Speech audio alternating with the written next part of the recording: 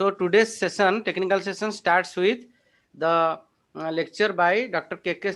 Sharma, who is scientist SG, Northeast Space Center, NESAC, Indian Space Research Organization, Umiam, Meghalaya.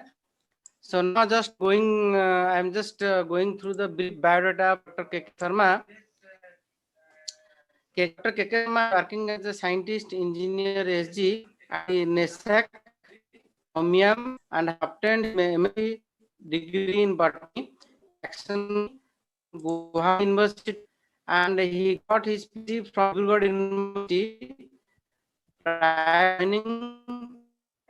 So he is a senior research at RRI Jorat, research associate at Rainforest Institute, Jorat. He has joined in Northeastern Space Application Center in 2002. So he's specialized in remote sensing applications, industry and biodiverse applications. He is interested in technology applications, biodiversity, ecosystem, forestry, natural assessment. Dr. Sharma has supervised many PhD students. Dr. Sharma has published more than 40 research papers, national, international, and also more than 60 similar papers he published. He Dr. Sharma is the coordinator for Northern region of all ISRO natural resource management, like land use, land cover mapping, and Northern region using multi-temporal light imagery. To start with, at least we need to start the build a concept. So I put very few slides, which I think I could have omitted, but I thought it is easy for me also to continue the concept. So that this is what the forest is. If you see these two images, one right, there is a right side image which you normally see in the Google. If you see the Google image, Google Earth, you see an image like this. It looks like a natural black and white image.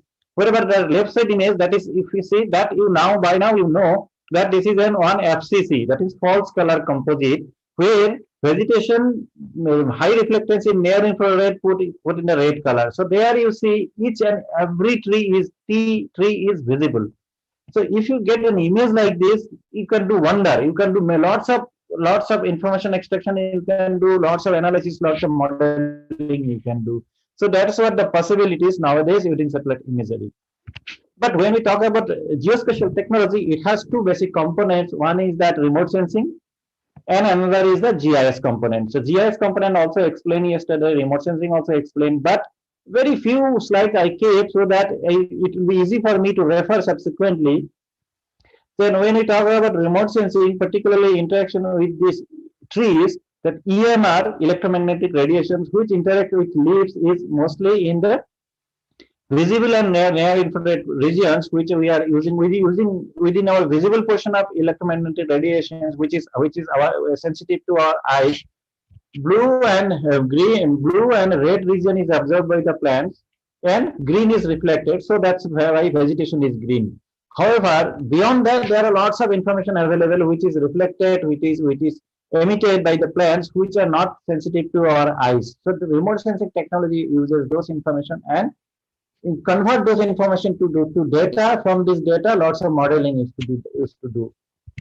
So here, if you see that internal structure of the leaves, that internal structure of leaves, how these pellicet cells are arranged, what is the vacuole size, what is the water content inside this. This has a role in the amount of reflectance.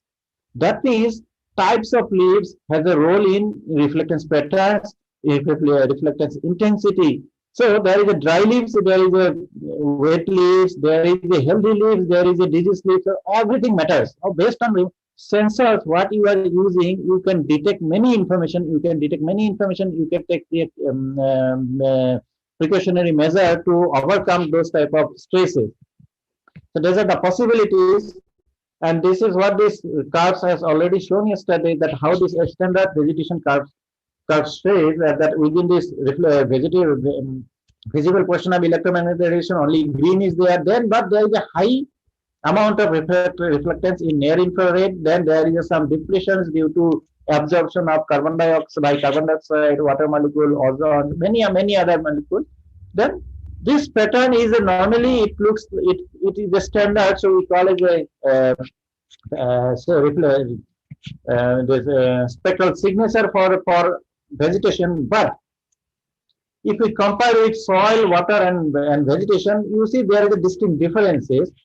But within the vegetation again, because of number of leaves available in the tree, number of leaves available, and the orientation of leaves available, the reflectance pattern has changed. Another important point is that the pigmentations, different pigments like if there is a chlorophyll, there is anthocyanin. If there is no chlorophyll with anthocyanin, then there is a anthocyanin as well as chlorophyll, both are there. Somewhere there is no pigments. Based on that, these reflectance patterns would be different, or the spectral signature will be different. By now, you know what the spectral signature is. So if you see a spectral signature, spectral curve from a plant, and if you know the physical status of the plant, of that particular time, then based on that signature, spectral signature, you can infer many parameters pertaining to that particular plant.